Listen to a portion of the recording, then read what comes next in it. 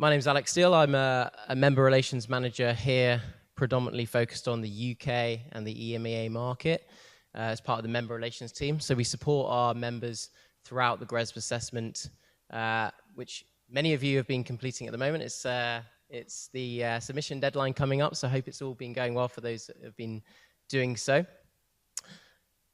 And I wanted to start off just with a bit of sort of context. Obviously, net zero is a key term we're hearing bandied about all the time, and really it's a crucial moment for us to really come together as an industry, really understand how important elements, sort of ratings and frameworks are to drive the industry towards where we need to be. What I want to say next is about energy and how. Oh, can I go on to the next slide here? There we go.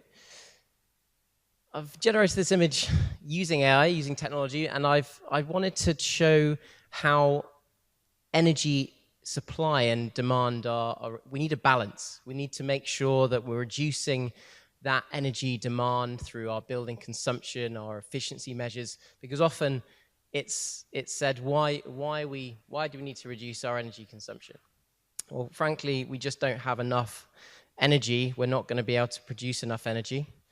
And I like this chart because it's fairly straightforward, it's fairly simple to understand, and it shows you that route to 2050, that deadline date that we're all sort of aiming towards and mandating in sort of legislation in the UK's context and globally, setting those targets.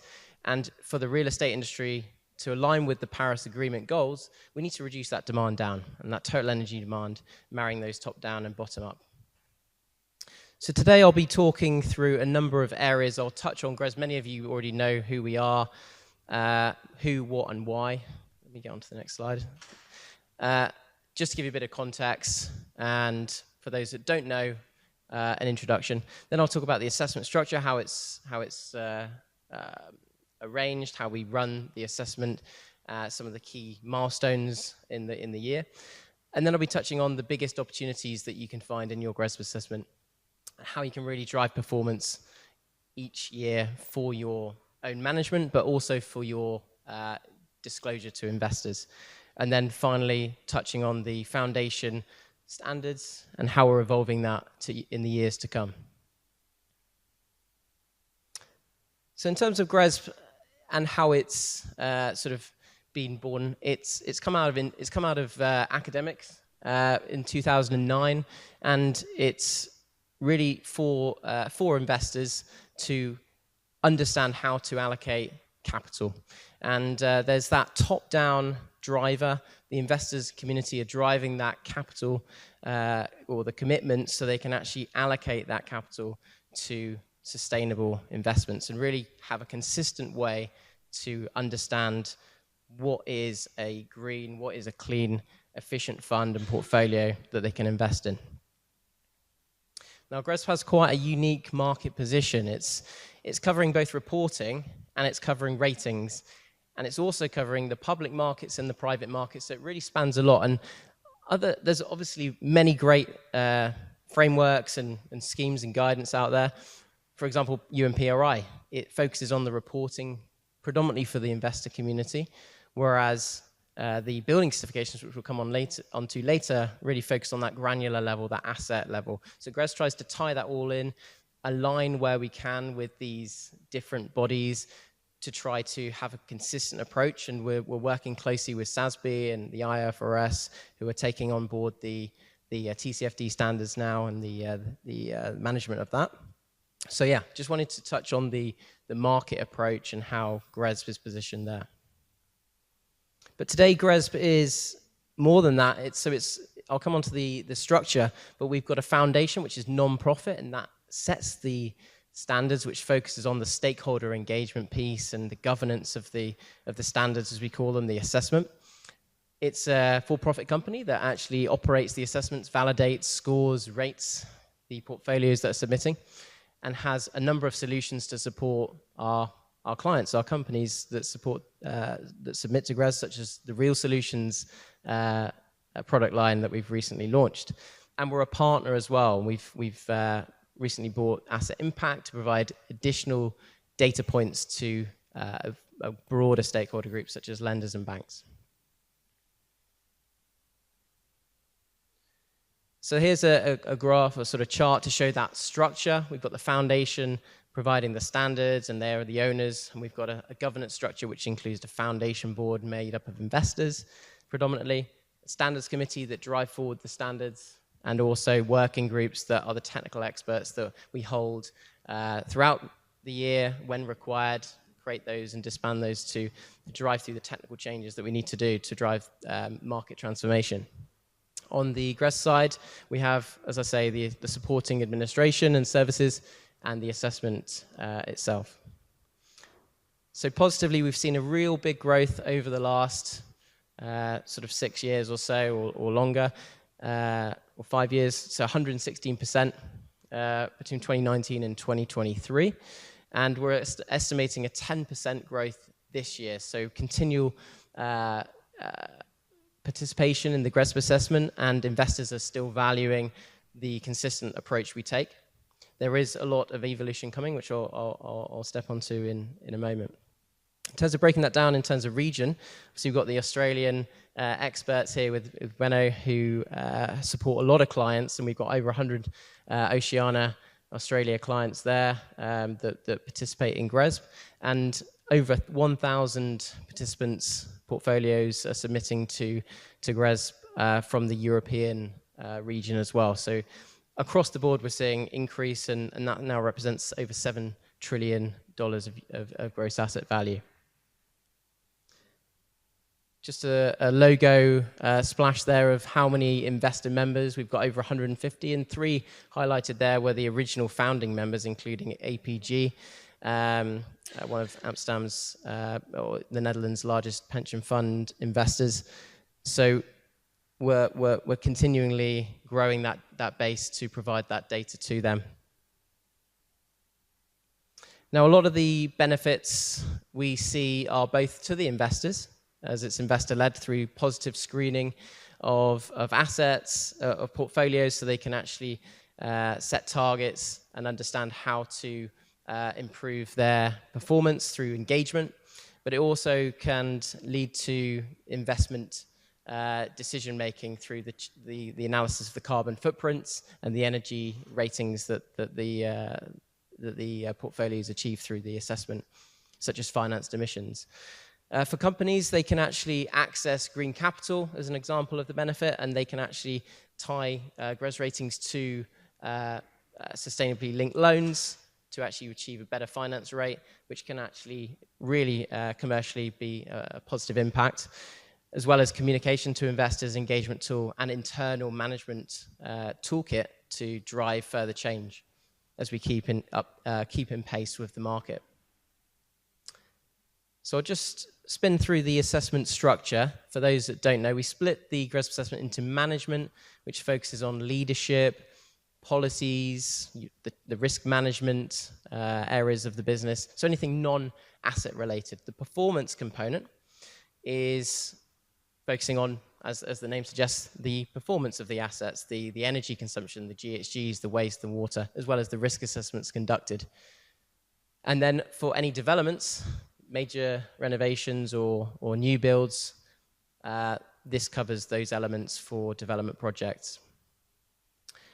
Now, what I want to touch on this pie chart is the performance component makes up 70% of the assessment. So that's a large chunk, as you can see, and 32% is on the energy, water, waste, and GHG. So a large focus is on, and scoring is based on the actual data that is collected and the performance of the assets, the underlying assets. As outputs, we provide benchmark reports and scorecards to give a portfolio overview, as well as other supporting tools like the TCFD alignment tool and real benchmarks, which is a new solution to really have asset level insights for participants now as we look more granular. And that links into the opportunity areas that I'll come on to now. So this is familiar for anyone that participates in GRESB. This is all of the participating portfolios in the assessment. So on the left, you've got the 2019 benchmark. On the right, it's the 2023 benchmark. What you can see is a real clustering into the top right. What that means is management, which is on the y-axis, is really strong. We're seeing almost full scores, 28s, 29s. The average in the UK is 28, for example. So management is becoming, mandatory. It's becoming the baseline. If you're not doing management well now, that should be your first port of call. Have you got policies in place? Have you got the personnel, the committees in place, the targets? And then in terms of the performance, that's a broader range. We're seeing, there are challenges, inherent challenges of collecting data. We know that, and actually improving performance of buildings. But that really is the differentiator. Looking at the UK model specifically, as I said, the management component, 29 out of 30, so really high scoring. That's one of the highest regional scores in GRESB in the UK, so we're getting that element right. But performance scores, there's room for improvement. There's big opportunities there. And as we move, as I'll come on to, as we move the assessment towards a more performance-based standard, more data-led, more the asset performance driving the scoring, then this is going to be an even larger opportunity than it even is now. Just for context, in Oceania, we've also got high scores at 29 out of 30 in the management component. Top countries, notably Netherlands, who are a very high-performing leading country, as well as South Korea and Norway.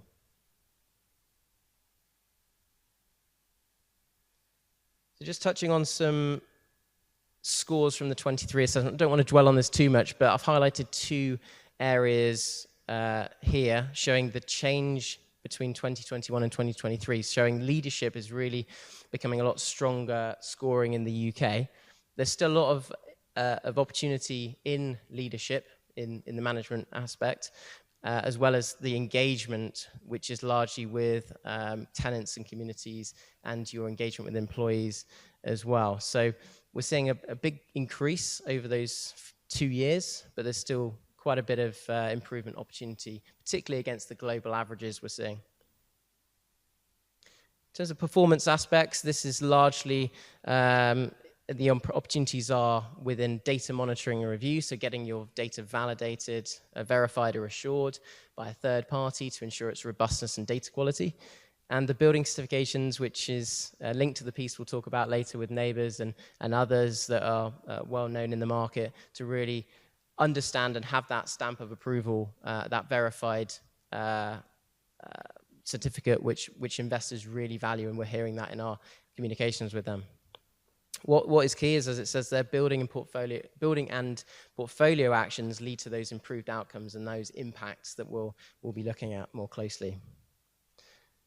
So drilling into one of the benchmark reports for the UK, I've run an analysis here of all of the portfolios in the UK. And what we can see here, if I just add on the graphics, is really high scores with minimal distribution in certain aspects, such as risk assessment, targets, tenants, community, and data monitoring. However, we're seeing that much larger spread and bigger opportunities in the energy and GHG scoring. So out of that 30-odd% that I mentioned earlier, we're seeing that there's a big opportunity there in scoring, and it's a very spread picture. Hopefully you can hear me over the background music there. This is an analysis of the EN1 indicator, which is the energy performance. So this is, as I touched on, a very key indicator in the performance component. So the maximum points for data coverage and like-for-like data availability and change are 8.5, yeah, so 11. And we can see in the UK, it's far below the other regions when I've compared against Australia, US, Oceania, and Europe. So that 1.4 change between UK and Australia, we can really see that data coverage gap. So obtaining data from for the landlord's base building and the tenant areas is key, but also in terms of your like-for-like change, driving those efficiencies, upgrading the buildings, optimizing the BMS etc. So that's a key area we're seeing in the data. Same with GHGs. It's obviously a derivative of the energy data through the emissions factors. So again, pretty similar picture, 2.97 in terms of data coverage versus 3.82 in Australia, and a slight uptick in the Australian ratings as well for the like-for-like. Just put the water in here as well, just because it's not all about energy and GHGs. The water data is obviously really hard to obtain in certain instances because of metering issues, etc. But we're seeing that coverage score being a big opportunity area. So in the current assessment, data coverage is key, and it will be over the next year or two. But as we transition, it will be more on performance. What's your energy intensity? What's your water intensity for the building? And we're working through that with the foundation and the committees to determine how that will look in the assessment moving forwards. As we move to more an asset level position and assessment, we are supporting our members, our participants, by providing granular insights from now moving to an asset level. And it's based on the GRESB assessment inputs. So you don't need to provide more info, and this is through our new Real Benchmarks tool, which I'm happy to talk more about separately afterwards in drinks or in a separate meeting. But it provides a flexible dashboarding solution and means you can get further information out from what you provide into the assessment already. Bit of information on Real Benchmarks. It compares the building's performance, so how it's currently rated, or the energy intensity, I should say, against the average property subtype energy intensity in the GRESB assessment, which is based on a property subtype and a country level. So you're getting a very granular position compared to a lot of benchmarks in the industry. Rob's here from BUP. They've got the REED benchmarks, which are excellent and being refreshed this year, but we can find that they only cover a subset of portfolios, a subset of property types, sorry, and we obviously have a larger data set of 170,000 assets to pull upon. So we're looking to support our participants more with those data outputs. We also use estimations through a proprietary estimation model to top up your actual data if you're struggling to obtain that for the purposes of insight and sort of actionable insights, not for the GRESB assessment because investors still value that actual data, as I've touched upon. And in October, we're launching the score contribution feature, meaning that you can get even more granular information on your properties and how they contribute to your GRESB overall score. For those who are interested in furthering their qualifications and becoming GRESB experts, so to speak, you can take our new GRESB Accredited Professional or GRESB AP program. And this is allowing you to get recognized, develop the skills needed to outperform and maximize your score, minimize those errors in the assessment, which can be the Achilles heel often to reporting. And you get a credential exam. You undertake an exam, and then you can obtain the certification yourself for your personal personal certifications. So on to the exciting bit, which is more about future looking and the foundation and standards evolution. So as I touched on, we've got the foundation setup, which holds meetings through the Real Estate Standards Committee and leads the evolution of of the assessment. We released the roadmap in late 23, which was the 24 Foundation Roadmap, which summarized the conversation, summarized the key topics that we're covering, what areas are needed to be focused upon. And the foundation are independent, they're investor-led, and they're mission-driven by representing the key material topics that we need to focus on as a real estate market, real estate industry. So the key changes in 24 that we introduced, building certifications at the top there.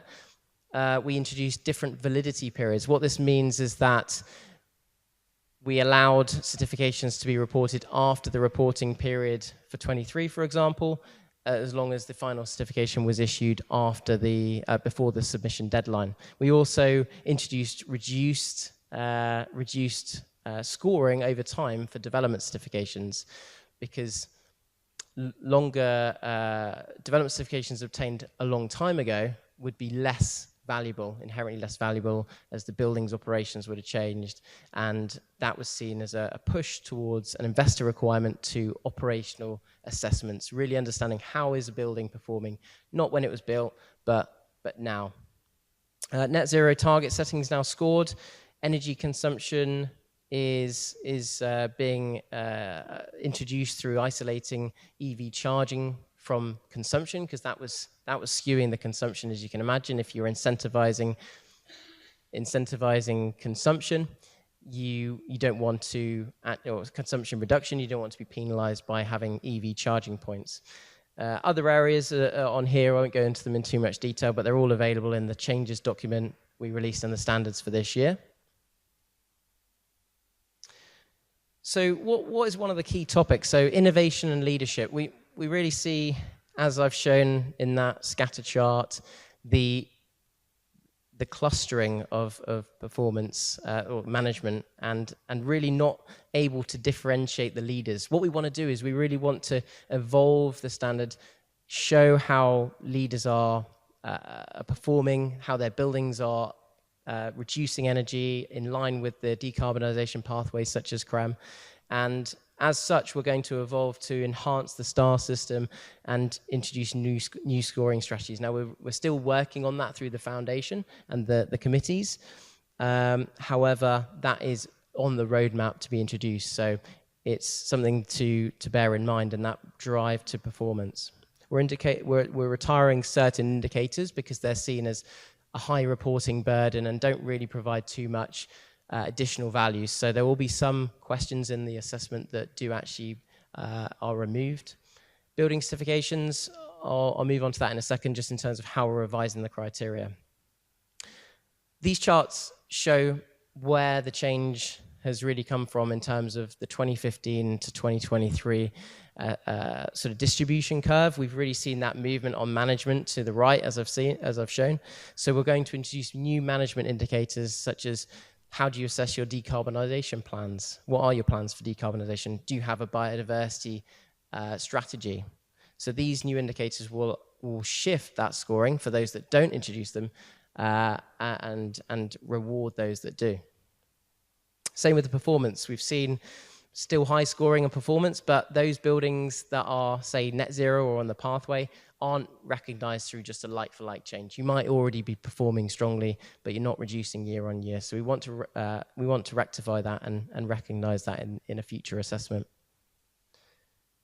So shifting towards operational performance, having a clear and consistent, investors have a clear and consistent preference for actual data, but measured real-world performance data as well. So today we're incentivizing tracking of that data, and the consensus that there is a lot of weight on data coverage, and it needs to move more to how is the building performing. So we'll be moving that to in the next year or two.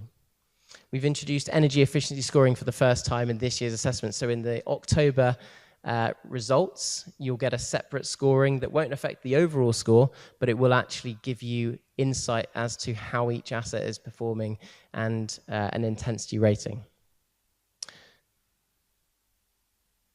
We're also, just to wrap up on this section, how we know the assessment's one size fits all, and it was designed to be providing that consistent approach for investors. And whilst that is really valued, and investors do like that approach because it does provide that consistent data, there is certain sectors of the real estate market, like residential or industrial, doesn't quite fit too well, and strategies such as value add or opportunistic that just doesn't work as well as core funds. So we're looking to potentially amend the assessment, still under review of course, but to add in sector-specific elements.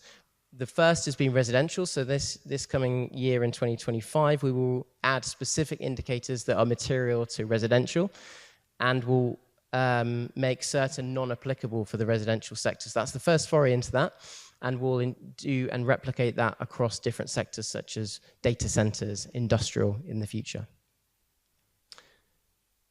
Just to wrap up on this, and then I'll touch on the work plan features before wrapping up, because I know John was wanting me to wrap up. But in terms of data quality, this is a key focus, of course. So through tools like that Bueno have and optimized, understanding and having high quality actual data is one of the key fundamental elements that you need to consider in your assessment. So improving that data quality within the GRESB assessment is a key focus and a key driver, and something that we want to integrate across all of the stakeholder groups that we represent. So we formalized that in a quality control process in 23, and that will be continuing into the future years.